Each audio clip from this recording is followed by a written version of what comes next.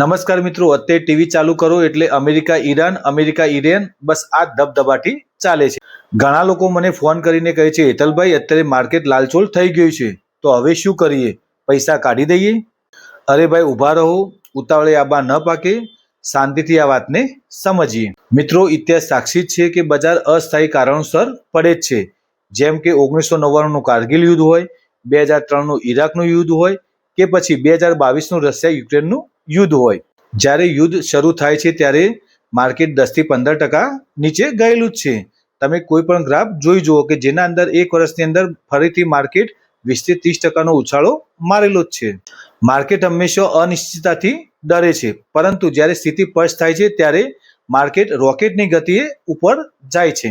વિચારો મિત્રો, જ્યારે તમને દિવાળીની અંદર 50% ડિસ્કાઉન્ટ મળતું હોય છે ત્યારે તમે ખરીદી કરવા દોડો છો કે દુકાન છોડીને ભાગો છો? અત્યારે શેર બજારમાં પણ આવું એક ડિસ્કાઉન્ટ ચાલુ જ છે કે જેના અંદર સારા કંપનીના શેર અને મ્યુચ્યુઅલ ફંડના યુનિટ આપણને સસ્તા ભાવે મળી રહ્યા છે। જે યુનિટ તમને 100 રૂપિયામાં ગયા મહિનામાં મળતા હતા તે હાલ બી ડિસ્કાઉન્ટમાં 90 થી 92 રૂપિયામાં મળી રહ્યા છે। તો ડરવાની જરૂર નથી, અત્યારે શોપિંગ કરવાનો સમય છે। તો ગ્રાહકે અત્યારે શું કરવું જોઈએ? તો અત્યારે ગ્રાહકે આ 3 કામ કરવાના છે।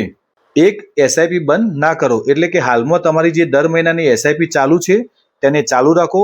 હાલની અંદર તમને જે યુનિટ છે એ સસ્તા ભાવે મળી રહ્યા છે। 2 નંબર, લમસમ રોકાણ, એટલે કે હાલમાં તમારા પાસે જો કોઈ પૈસા પડ્યા હોય અથવા તો કોઈ પૈસા આવવાના હોય તો મારા મત મુજબ પ્રમાણે અત્યારે માર્કેટની અંદર થોડા પૈસા કરીને નાખવાનો સારામાં સારો આ સમય છે। 3 નંબર, ધીરજ રાખો, એટલે કે હાલના અંદર ટીવીના સમાચારમાં જોઈને ગભરાશો નહીં અને તમારા શેર અને મ્યુચ્યુઅલ ફંડને વેચશો નહીં।